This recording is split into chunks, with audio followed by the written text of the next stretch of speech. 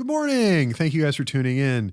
You've reached the Real Estate Fix. I'm your host, Rich Szerman on KHTS, AM 1220, FM 98.1, your hometown station.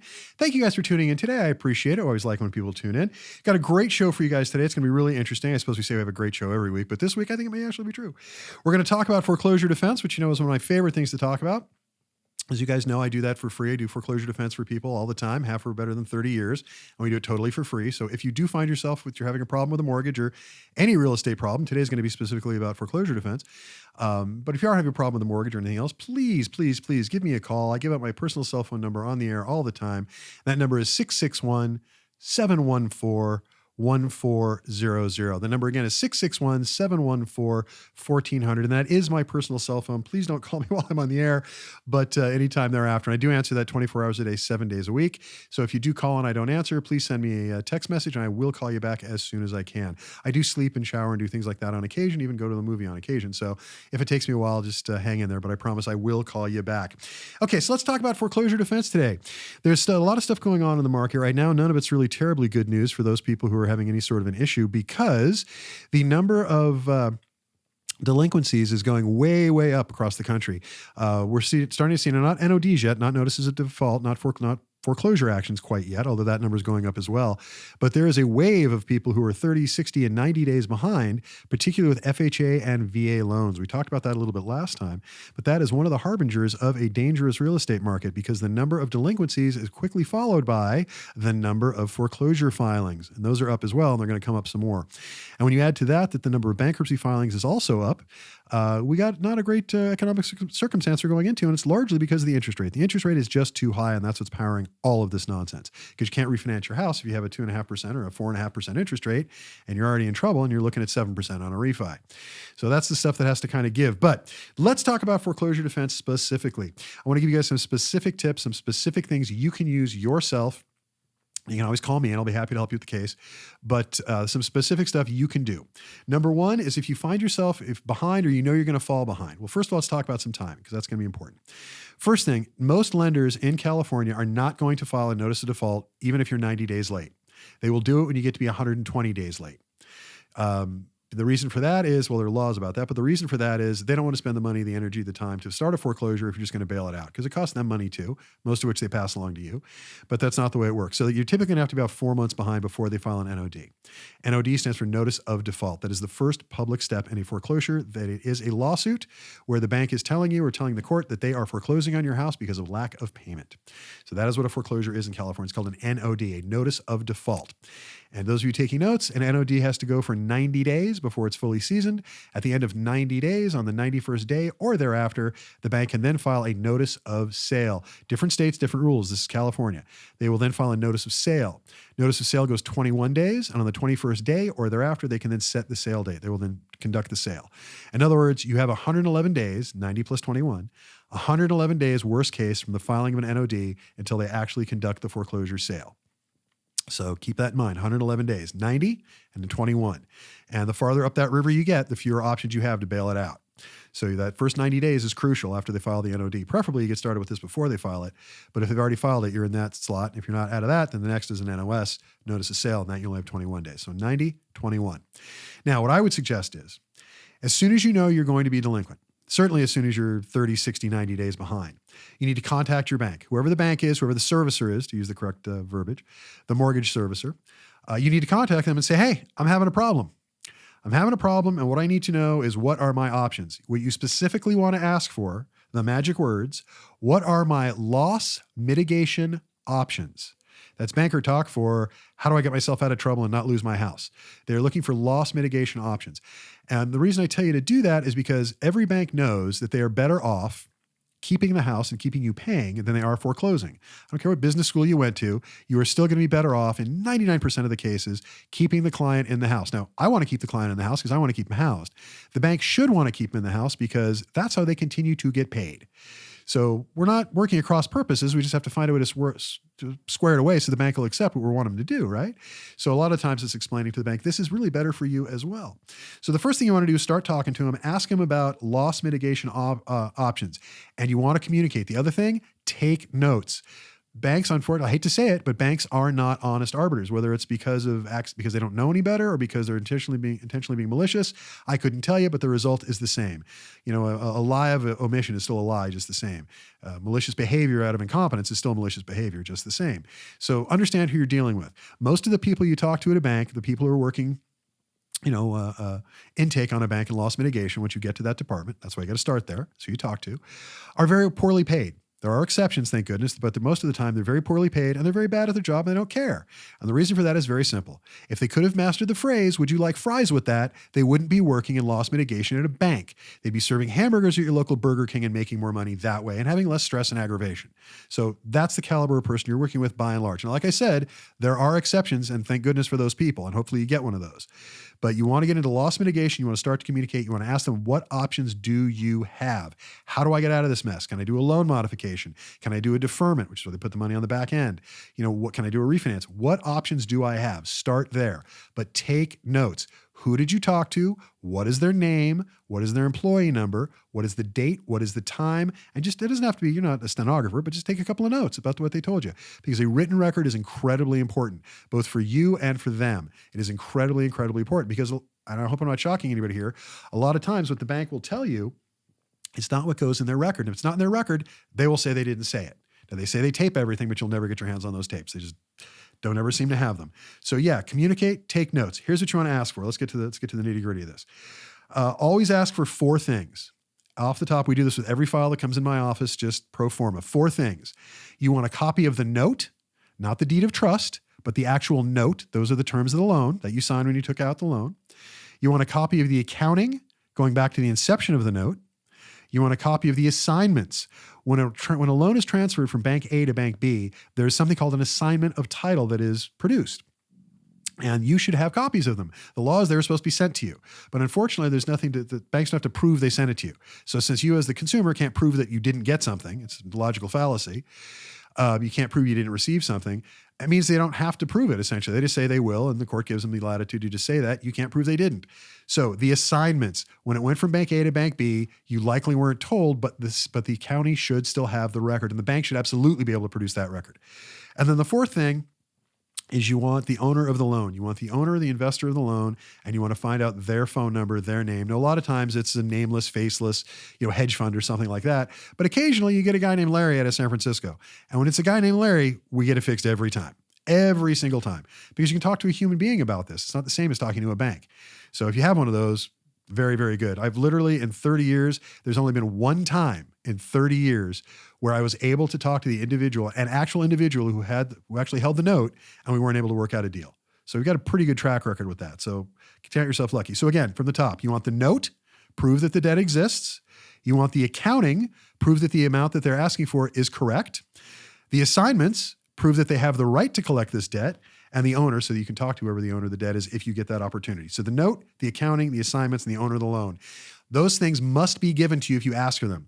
You want to ask for them in writing. You would do what's called a QWR, which stands for Qualified Written Request, which just means you send it in writing. So what you want to do is you want to write a letter. You want to put on that letter your name, your address, the loan number. Banks do everything by loan number. And just a quick paragraph. I don't want to lose my house. What options do I have? And I want the note. I want the accounting, going back to the inception of the note. I want the assignments, and I want the owner of the loan. Please, you can ask for it nicely. Short letter, very straightforward. They do not need your life story. They do not need to know at this point how you got behind, why you got behind. Doesn't matter. You just need to say, I want to keep my house. What are my options? And give me these 4 pieces of data. They have to produce them within 30 days. So that's where you start. And once you have the data in, you look for reversible error. So what I would suggest is, if you want help doing this, give me a call. I'll help you. I'll walk you through the process.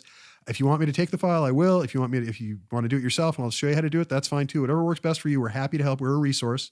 Call me anytime. I can be reached at 661-714-1400. Now, before I wrap up the first segment of the show, I want to make sure you guys stay through the break, because our Assemblywoman, Pilar Schiavo, excuse me, I mispronounced it, Pilar Schiavo, our Assemblywoman from District 20, did something fantastic fantastic. And this is absolutely going to help with foreclosure defense. There's a bill called AB 2424. We discussed it last time. We're going to discuss it more with the author of the bill. So this is really, really good stuff. Definitely listen to the break, because if you're in trouble, you're going to want to know this.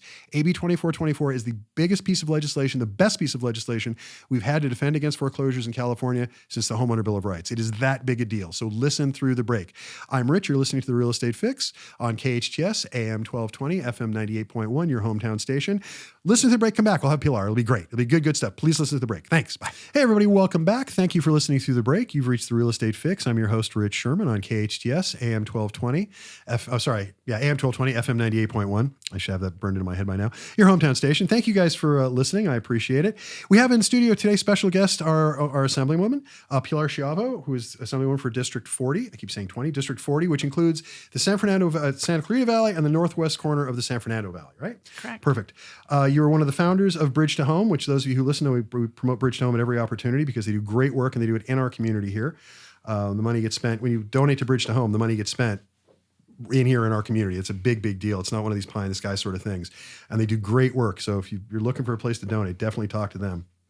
I think they really do fantastic work. I've seen a lot of people helped by them.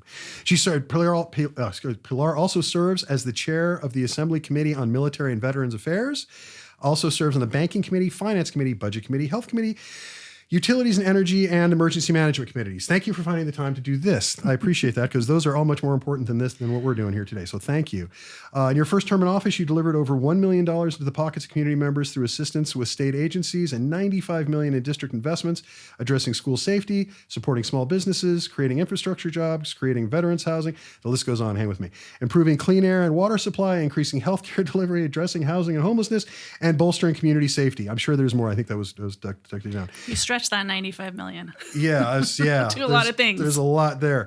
And on top of everything else, I was told I'd be remiss if I didn't mention, and I'll do this at the top so I don't forget, you're doing a tacos and taxes event to help people who have lower than average incomes, under $67,000 a year, file their taxes. And you're doing that on March 9th, and it's already sold out. Or, well, not sold out, selling tickets, but it's already full. Full, yes. Yeah, I know. so. We're happy to help some folks. And if people still need help and they can't get into the event, they can call our office, and we know about other resources for them as well. Oh, that is awesome. Because I would have liked to have had help with my taxes when I was in that tax bracket. Yeah. Now I have to pay much more to get them done, and I still don't entirely understand them. But anyway, let's move on. The reason we asked you in today, especially because my show's about real estate, and as everybody knows, I do foreclosure defense for free for people, and I keep people out of trouble, and we do a lot of that sort of stuff. I'm very proud of the work that we do. And you are the sole, near as I can tell, the sole author for probably the most important piece of legislation we've seen in the last decade in California regarding foreclosure defense.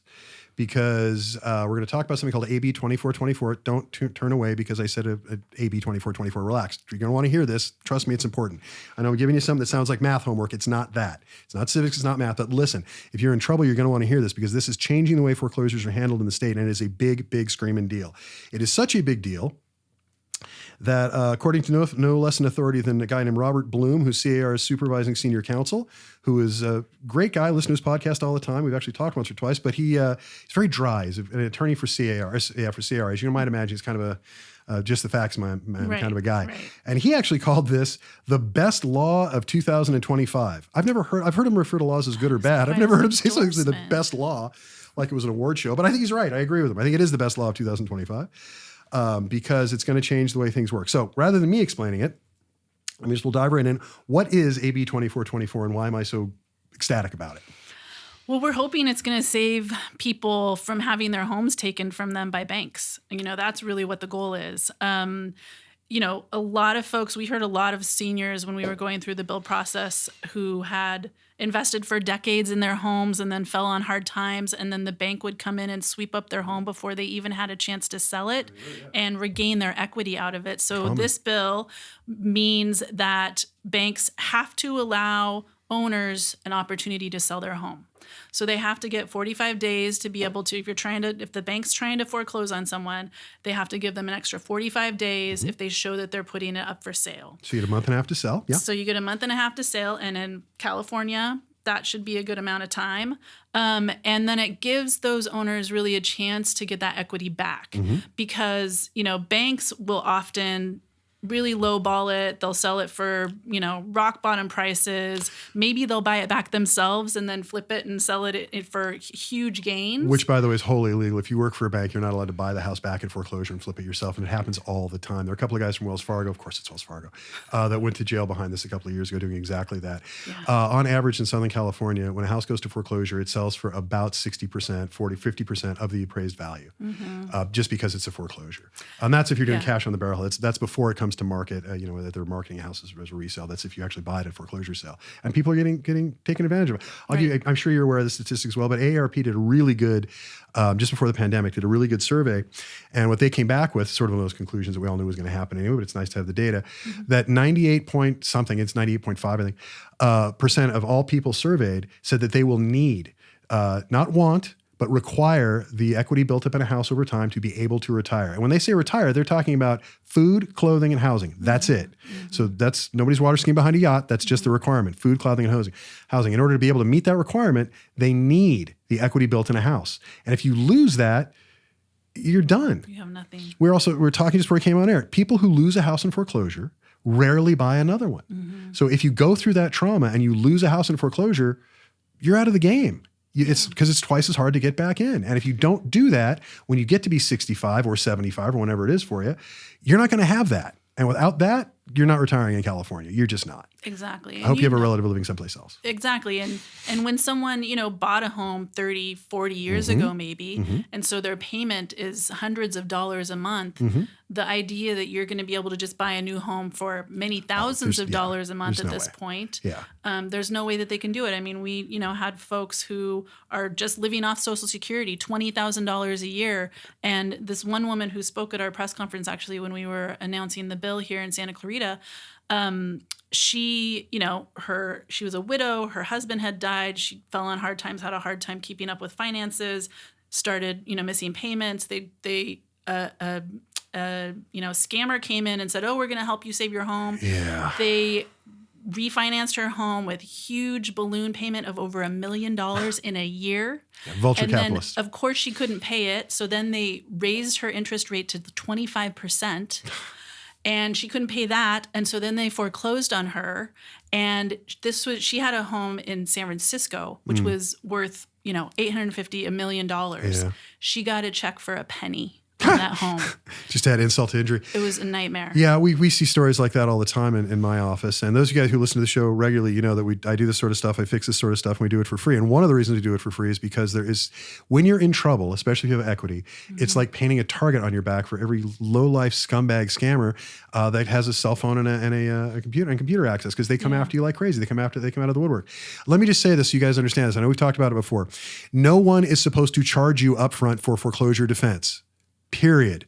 They shouldn't charge you at all, in my view, but they are not allowed to charge you up front. And the only reason they can collect any money is if they get you a positive outcome. If they do not get a positive outcome, you should not be charged.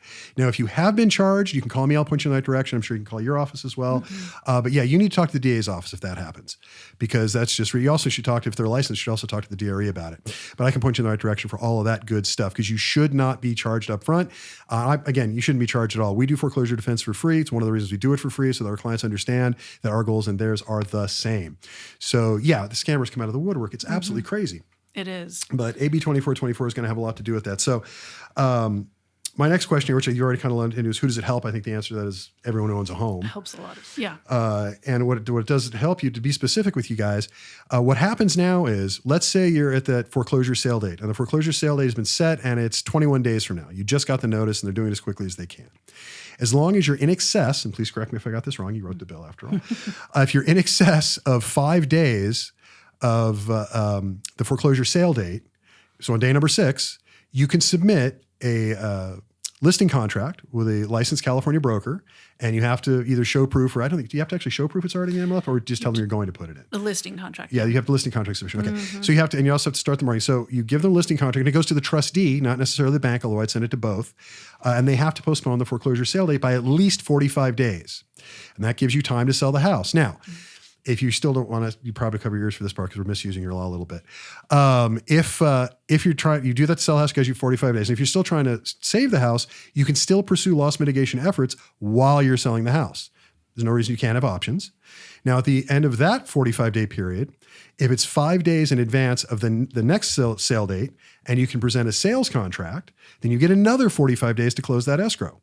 So in effect, and you lose 5 days coming and going, but in effect, you get 80 additional days in what was a 111-day process. Mm-hmm. So now that process is now bumped out to 191 days. That's huge. That gives us an extra 80 days to solve the problem before you lose your house. Mm-hmm. And this is a huge thing. And if you guys don't get this, 111 days, most clients when they come in the office, they waste about 60 of those before they get to me. Before they go seek help. So they have about 30 days before they're going to notice a sale and about 21 days after that. So most people have about 40 to 45 days before the end is near, before the end comes. Mm-hmm. And that is not sufficient time usually to mount a defense. But now you can do this and you can extend it either for a sale, so you sell it before it goes to foreclosure, or if you misuse it a little bit because you're still trying to do loss mitigation stuff, this gives you an extra 80 days. That's massive. That is absolutely massive. We've already started using this, I think about January 5th, we started using this in my office, the day we heard about it. We've already got 2 clients now who've already used the bill and have already been to the trust. We had to explain to a trustee what it was, which I thought was fantastic. So thank you for that. Great. It's always fun to educate a trustee. But they told us, no, absolutely not. We're out of our minds. I said, no, I think you need to look into this. And followed by a phone call saying, yeah, fine, we'll push back 45 days. And the reason that's nice, I don't want you guys understand this to split this hair. The trustee is the person who's hired by the bank to conduct the sale. So they're the ones who are closest at ground level to the actual sale, whereas the bank just hires them to go do it. Now, they will always tell you that they only take orders from the banks until this, because they are very much, if you're a trustee company, you're very much litigation adverse. You're definitely worried about that. And this bill scares them. They're not entirely sure. They don't have their footing yet. So they just figure, well, we'll postpone it because we're not sure what we're supposed to do here, which is great. I hope they never figure it out. Keep doing that. That's a fabulous attitude for them to have because we use that time. So that is the big difference. You get an extra 80 days out of this. So those of you guys who can hear me understand this is huge. This makes a massive, massive, massive difference. And the other component that I just want to highlight too is that if they are not, if the homeowner is not able to sell it within those 45 days and the bank does foreclose, they have to offer it at 67% of the fair market value. Yeah. We tried for a higher amount and we had to fight tooth and nail to get 67. But at least, but sometimes they're selling it way undervalued. Yeah. And people aren't getting anything, maybe not even covering their loan, right? And so this means that, at least you will have a better chance of getting back some value on your home and a nest egg to be able to move forward and prevent homelessness. Yeah, exactly. Well, knowing a little bit about how the system works, not nearly as much as you do, obviously, but knowing a little bit from the cheap seats, that particular revision strikes me as we had a much larger plan in mind, and this is what we could get sort of the banking industry to sort of sign off on. This has been, they've tried to pass this bill. So I worked with the Consumer Federation, and they've been trying to pass this bill for multiple years now. And so this was the first year we were able to, first year I carried it, and the first year we were able to get it all the way signed by the governor, which we're very excited about. Yeah, we're doing a little bit of cleanup on it now because already banks are trying to figure out how they can game the system and offer it and then take it down immediately and put it up again a week later for rock bottom prices again. Well, to go to the 67%, unfortunately, what's allowed to be the determining factor as to what is the value of the house, the market value of the house, is ridiculous. It's any realtor can just tell them. They can use any auto evaluator. So if Realtor.com says it, it's suddenly true. Right. Or they can use their own auto evaluator. That's going to lead to all kinds of problems. Now, I also think of a bank, again, you guys who know this know my wife's a real estate attorney, so these are the conversations we have in my house at night. There is going to be, before the year is out, probably before the month is out, there will be a bank who violates that for sure. And they're going to violate it saying we didn't violate the law because we had this valuation that makes no sense and doesn't follow any of the comparable sales, but we had this valuation. Now, according to my wife, who's a real estate attorney, that's really fertile grounds for a lawsuit. And there are going to have to be a couple of these that establish this law. That this is not just the law, but this is the common use of the law. And, judges they're not crazy. They're not great about foreclosures. They don't want to step too far out of line. Nobody wants to, make new law over this. Judges can avoid it. Attorneys like to make new law. Judges don't. My wife tells me all the time. But, the law is the law is the law, and the bank has to follow it. And if they are abusing a tenet of the law in order to wrap it around the way they want to make it work, I think it's going to ricochet back at them because clearly the intent is to be at 67% of fair, it says right in it, fair market value. Yeah. But how they're determining fair market value, is, I think, up for question until it gets sorted out. But it doesn't matter. It's still another tool. It's another weapon we have in our bag. It's another tool we have in our kit. Yeah. It's fantastic. It's absolutely fantastic. I got a whole bunch more to ask you about when we get back here. There's a whole bunch more to talk to us. Totally get through the whole show with this. So you guys, thank you guys for listening. I appreciate it. We got to go to breaks. We're going to hear from some of the advertisers now. So please listen through the break. And if we also keep in mind, when you do support the advertiser, you support the show. I appreciate that. So please do that. We appreciate it all the time. If you have any questions, as always, you can call me, you can text me, you can email me, whatever works best for you guys. I'll answer your questions always. You can call me at 661-714-1400. That's my personal cell phone. As always, please don't call them on the air. If I don't answer, text me. I'll get back to you as soon as I can. And again, thank you guys for listening. Listen through the break. You're listening to KHTS AM 1220, FM 98.1, your hometown station. Hey, everybody. Thanks for listening through the break. I'm your host, Rich Szerman. You're listening to The Real Estate Fix with me. We used to call it The Real Estate Fix with Rich because I just like my name that much, I guess. But The Real Estate Fix with your host, Rich Szerman, on KHTS, AM 1220, FM 98.1, your hometown station. Thank you guys for listening through the break. And our last segment here, those of you who've been listening, we have Pilar Schiavo, our assembly person from District 40, I got to get that straight, which is where we all live at Santa Cruz Valley and part of the San Fernando Valley. And those of you who are listening, she did something fantastic, especially for those of us who spend our lives trying to keep people out of foreclosure. There's a bill that just passed called AB 2424 that drastically changes the amount of tools that we have and the way foreclosures work in the state of California. It is probably, it is from my point of view, the most significant legislation on this topic since the California Home Rule Bill of Rights in 2008, 9, and 10. It is that big a deal. And for those of you who knew what it was like before the Home Rule Bill of Rights, it was the Wild Wild West. So every time we have one of these, the ones that actually favor the consumer, which are the hardest ones to get passed, I'm sure, because you're fighting up against a rather large and entrenched banking lobby, I'm sure, and a lot of political interests who have no desire in helping the consumer, which is why these things take so long. So thank you for getting this done, because pushing that boulder up the hill must have been a hell of a thing. But the point is, it's here now, and it changes things. The biggest difference from my point of view is that there are a lot of things we're going to talk about, but it bounces out the 121 days that you had, or 111 days that you had, to 191 days, because you get an extra 80 days effectively out of this. So this is a huge, huge deal. It also gives you the ability to sell your house rather than losing it in foreclosure. There's all kinds of stuff that's packed in here. And they also have to sell it for fair market value, or at least a percentage of fair market value on the first go. So I have a feeling that part of the bill is going to evolve, but it's at least a very, very good start. All of this stuff some of it's kind of whole, as ready and whole as it is, but the rest of it's a really good start in the right direction, which we have not had up until then. I'm probably more enthusiastic about this than most people you talk to. I love 24 because it seems so boring. But for me, you're so close to how this impacts people, and I think that's why you're so passionate about it, which is great. Well, I'll tell you the story real quickly. We had one we were about 35 days out. They had scheduled the foreclosure date kind of farther out, because she is in her 70s. That was them trying to be polite. And it's really, without boring with the whole story, it is a mistake on the bank's part. This never should have been a foreclosure. There was an error made. It's an accounting error. It is very easy to fix. But meanwhile, they're freaking her the heck out. And she's going to have a stroke while this is going on, because every time she turns around, somebody else is calling her, telling her she's losing her house. So we're getting close to we're quite at the deadline. We're getting closer than I'd like, and certainly closer than she would like. And they'd filed the NOS. And that was the 5th of this, first week of this year. And that was when I heard of AB 2424. Oh, we can fix it. We can use this. This is fantastic.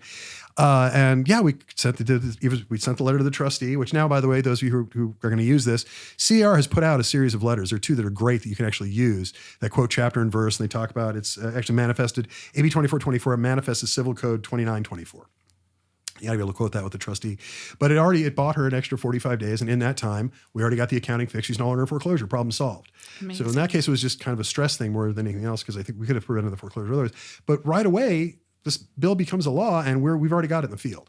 We got another client we were using it for as well, a little more difficult circumstance. But having an extra 80 days is huge. It is massive, because in that 80 days, we've already run out through a lot of what would have been the traditional time frame. So the mindset in the industry is 90 days, 21 days. That's kind of how they look at it. So to have an extra 80 days that you can just kind of throw into the middle of this is unbelievably useful.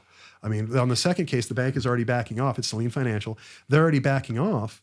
They gave us, we're talking to a senior vice president now instead of the regular single point of contact, because we quoted the law and they went, and so now all of a sudden it's going a lot quicker. And I'm very sure we'll get traction out of that. So that's two people I can point to right away that I know this law that you sponsored, this will save their homes. It is literally that simple. They will have a home 6 months, a year from now that they would not have otherwise had it not been for this law.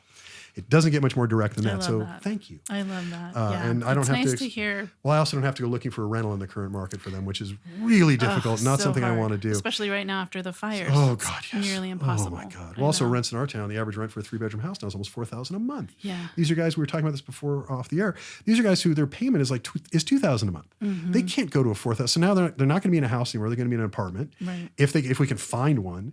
And also they have to qualify coming out of a foreclosure. Mm-hmm. Good luck getting a rental with a foreclosure that was, 6 weeks ago. I mean, it's just a mess. So this solves so many problems. It actually solves more problems than it creates, which is wonderful. So I got a couple other questions. I'd be remiss if I didn't ask. My wife told me I have to ask this one. Did the banks fight the bill? They had to have. Yes. There's no mortgage bank that wants to see Of course this. they did. Yes. And the chamber and everyone. But, to their credit, at first, what we were hearing is this really wasn't an issue.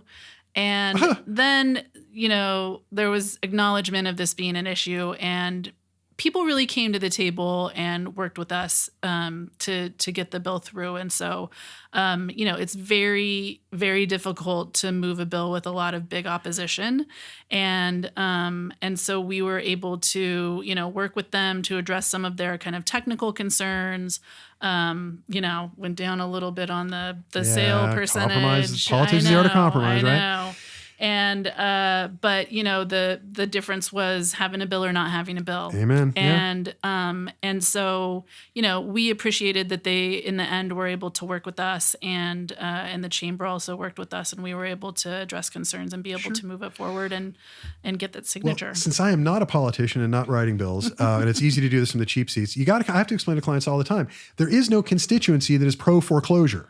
However, there are people like the Chamber of Commerce and there are people like the banks who are so, I'll just say risk averse to try to be nice about it, that they want their money out at the minute there's any kind of bump in the road at all. And life just doesn't work that way. And by the way, your money is pretty secure. California's a pretty safe place for real estate. Yes. We've seen a 30% run up in the last 4 years. I think your money's safe. You can wait a little bit longer to let them sort it out. Also, you're better off keeping them in the house because you're going to make more money servicing the debt than you are by liquidating the debt. I don't care what, I keep saying this all the time. It doesn't matter what business school you went to. 6% of something is still better than 100% of nothing. Yeah. So you still make more money servicing the debt. And if the house has to be sold, then the house has to be sold and you liquidate the debt that way. It is still better than a foreclosure because it takes longer. And then you have to do an eviction. So this is better for the bank. That's what kills me about this sort of thing. This bill isn't just better for the consumer. Obviously it is. It's also better for the banks. They are better off doing this. They are better. Well, I argue with banks a lot. And I find most people go wrong when they're trying to do their own thing. They go to the bank with what they need. I can't make the payment. I need you, bank, to do this for me, which is, you can't talk to them like that. You're not going to get anywhere. You have to go to the bank and say, this is why this plan is good for you, bank, because if you follow your plan, this is what it looks like financially. If you follow the plan we're suggesting, this is what it looks like. More is better than less. And it also has the added benefit of keeping the client in the house. So everybody wins. But it's hard to explain to clients sometimes where that constituency lies that is actually pro foreclosure. It's not because the banks are evil and they're looking to make your life a horrible place. That's not their stated goal. It's just they're about the money. That's all they're about.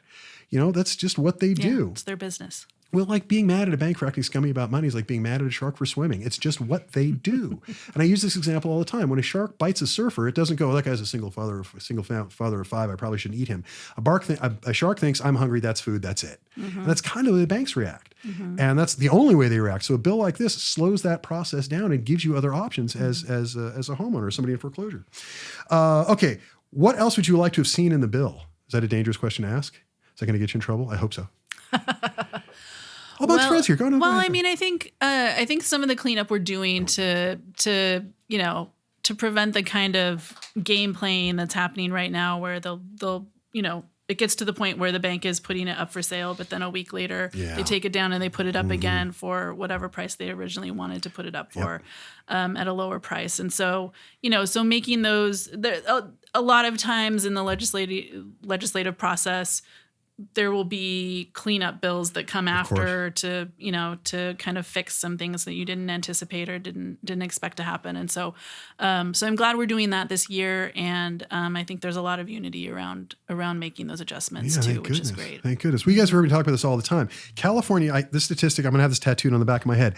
California has, and I know you know the statistic because you started Bridge to Home. So California has 30% of the country's homelessness population, yet we have 12% of the country's overall population. Yes. Why are the numbers so far out of whack here? And I think the answer to that question is stuff like this. Housing prices, I know. And just a correction, I did not start. Oh, one of the founding members. Not Bridge to Home. I co-founded another homelessness organization, but we've helped fund Bridge to Home and bring funds to them. Thank you for cleaning that up. My mistake. Yeah. I have 20 people on my staff I have to chat with. But it's an important. One of the reasons I work a lot on housing bills, and we've done a number of housing bills to address housing affordability, remove red tape, transparency, all kinds of things that we need in that space, is because I have worked on homelessness quite a bit. And you've been there, you've seen it. And I see that connection, right? That connection between, one of an attorney who spoke at our press conference when we had a press conference on this bill talked about, one of his clients, she had a home that she lived in. She was 86 years old. She had a rental property as well. They started foreclosing on her, and she had, worked at the post office, done what she was supposed to do, and then fell on hard times, and they foreclosed on both of them. They were both valued at $1.6 million, and they sold them for $205,000. Oh my God. And she was on the verge of pushing her things in a cart down the street. That's how bad it was. Well, they stole nearly $800,000 from her. It's a clear line foreclosing on seniors, and seniors are the fastest growing population in the homeless population. Most vulnerable, yeah. Yes. And so, examples like this, there's a clear line leading to homelessness when you're foreclosing on seniors. Well, I know you can't say this, but I can't. In your example there, the bank stole $800,000 from her. They may have stolen it legally, but it's still immoral and unethical. It's still theft in my view, because it made no difference to the bank, but it made a huge difference to this woman who now is having trouble surviving. Right. We could do better than that. Right. We simply can. And that's what a lot of this bill does. So how about, there's another one. Any other legislation in the works, particularly to help homeowners who are in trouble, other than cleanup stuff, or people who want to become homeowners in California? What's coming up?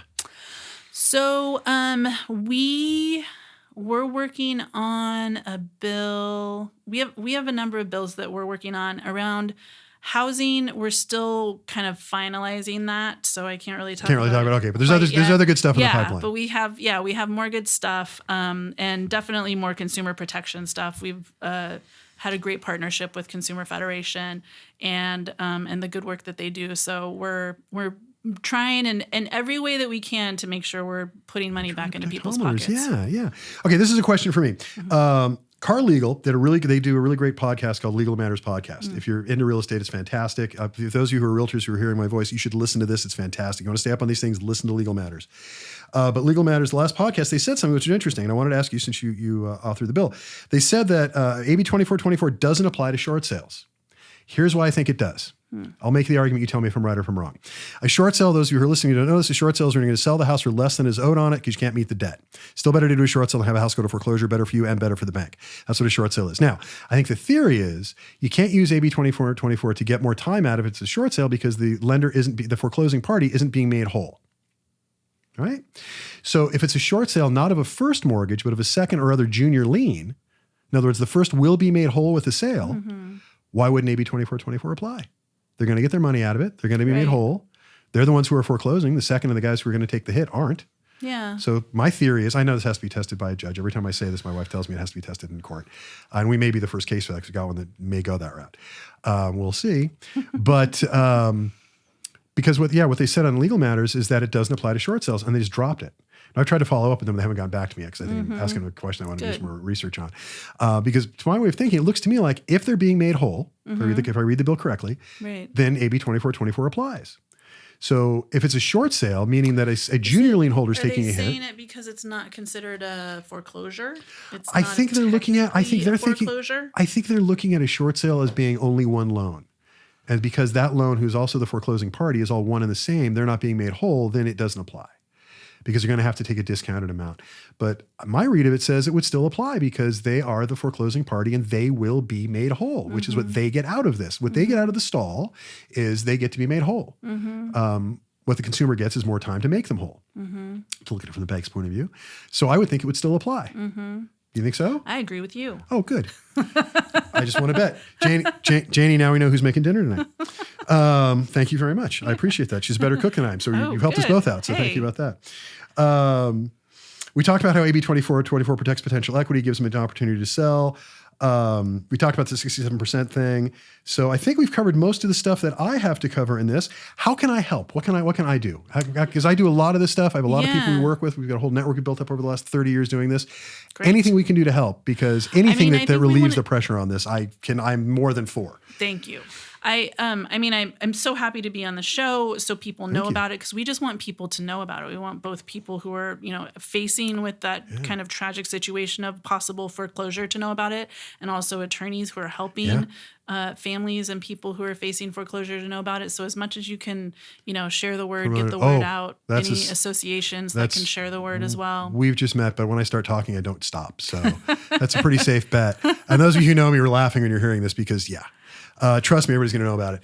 So the numbers to remember: AB 2424 is the bill. It manifests as Civil Code 2924. So if you need to yell at a bank about it, you want to talk about Civil Code 2924. If you want the letters, I have them. CAR, California Association of Realtors, put together letters for us to use for exactly this purpose, and how to use it and how to implement it. I'm happy to share those with you guys if you need help out there.